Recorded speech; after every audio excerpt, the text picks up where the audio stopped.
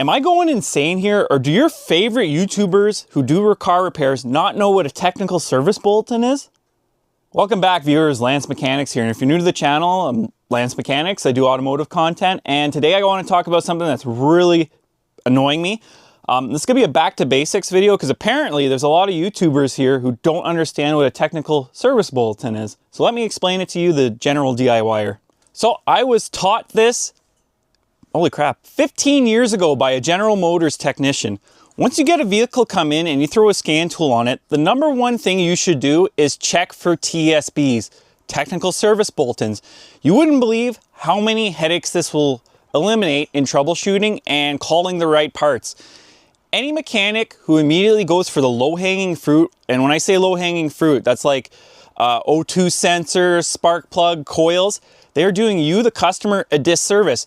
They're doing themselves as a technician a disservice because that's how the whole industry gets a bad rep and bad names. And again, for 15 years, once I scanned a vehicle, I was going on Mitchell, All Data, Identifix. I was checking for TSBs related to the code I had.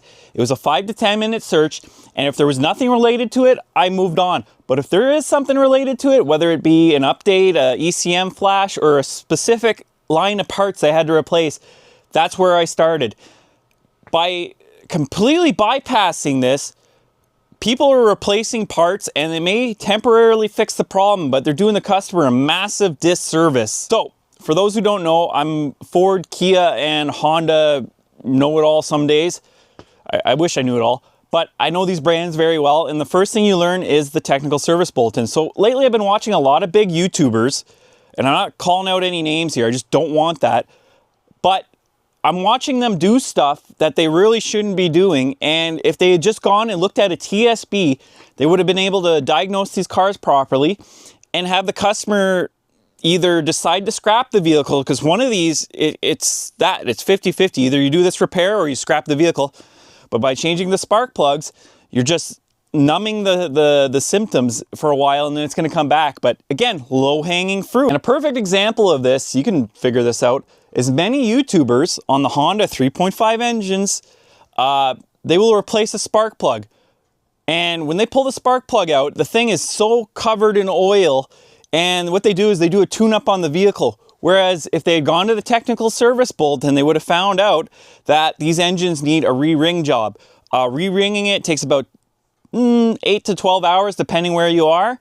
And I consider it a gravy job, but it's also an expensive job. It could be 3,000 Canadian. So generally, either the people are going to repair the vehicle or they're going to trade it in or scrap it. Whereas if you do a spark plug job, and I don't know what it costs in the States, up here, R&R 3 or 6 spark plugs and maybe throw a coil at it, you're probably looking at $800 to $1,000. That's a lot of money. And then it only helps for a year, maybe less if that thing fouls up again. And then again, they're back. What do? Again, looking at a Technical Service Bulletin, going back to basics, you would have found this in a heartbeat. So my advice to you is if you're a DIYer and you have access to these programs that let you look up TSBs, once you get your information, you should look there. And this doesn't just apply to engines. This applies to suspension noise, infotainment systems, your vehicle doing weird things. Manufacturers, at the end of the day, as much as they screw us over, they don't want the wrong parts being called. It looks bad on the brand. So these Technical Service Bulletins are there to help everybody. You got to pay to get to some of them. Like I said, Mitchell, All Data, Identifix, it's everywhere. Now, if you're an apprentice, you need to add this into your, protocol of troubleshooting. Once you get the codes, once you verify a noise, look for the TSBs. This is critical. I can't believe, I get it. Some of these YouTubers don't have that training. They don't have the dealership. They don't have, I guess in the States, ASE training. Anyways, or they didn't have a good mentor like I did. You got to really hammer this home, how important it is. And again, apprentices, start that. And as for you, more experienced DIYers, I suggest you watch South Main Auto, Royalty Repair, Eric the Car Guy. He hammered it home early on, TSBs, especially because he was a fellow Honda technician. We all know how important these are. These are the OGs, and I know Royalty's new, but he's, again, very, very good at what he does. Follow them, learn from them. You can never, be humble. I learn from them too. You can never know enough in this industry, and it's never too late to learn, and you're always learning. Anyways, this is a different back to basics video because this one kind of irritated me.